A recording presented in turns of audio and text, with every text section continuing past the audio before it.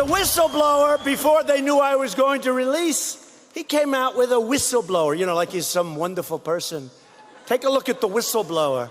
But the whistleblower came out with this horrible statement about this call. So I really had no choice. I said immediately, talk about transparency. I said, release it. The president and his allies are ramping up attacks on the whistleblower. Earlier today, Donald Trump Jr. tweeted out a link to a report that names someone they purport to be the whistleblower. We should note, NBC News is not naming the whistleblower until the whistleblower goes public due to safety concerns.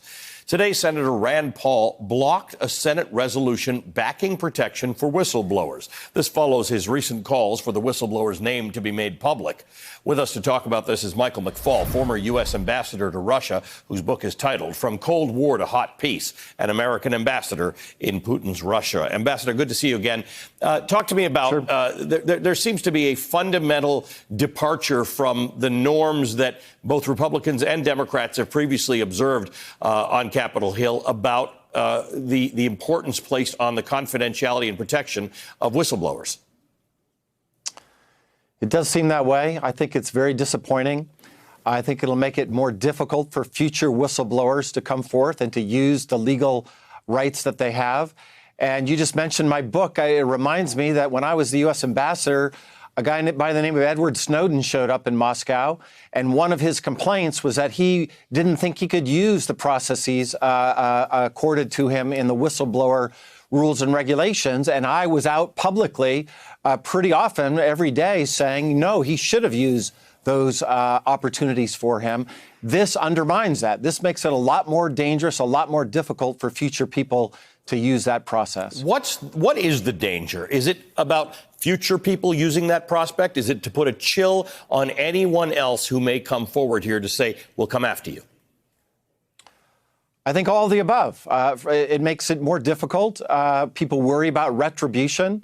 And most importantly, in this highly polarized public time that we're in, where there's just extreme polarization, I fear for this person's safety. I experience a lot of threats and nasty things just because of things I say to you sometimes. That's the moment we live in. Imagine what it will be like if this person is named and publicly outed. Let's play that out, because it seems to be getting to that. We've got Rand Paul calling for it. We've got Donald Trump Jr. doing what he's doing. The danger now in this polarized environment in which we live, and I think your point is well taken. I often think about this when you and I talk, or when I see you on TV, that do you put yourself in peril for the things that you say?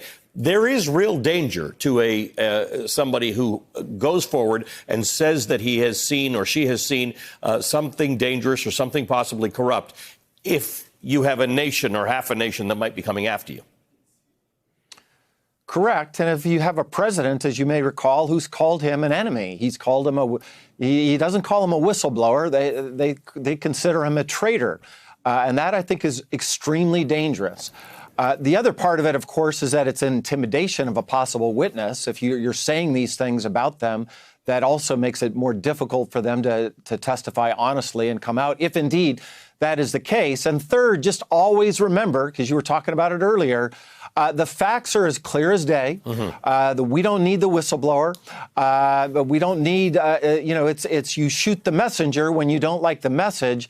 And that's what's going on with the whistleblower. That's going on, again, with Lieutenant Colonel Vindman.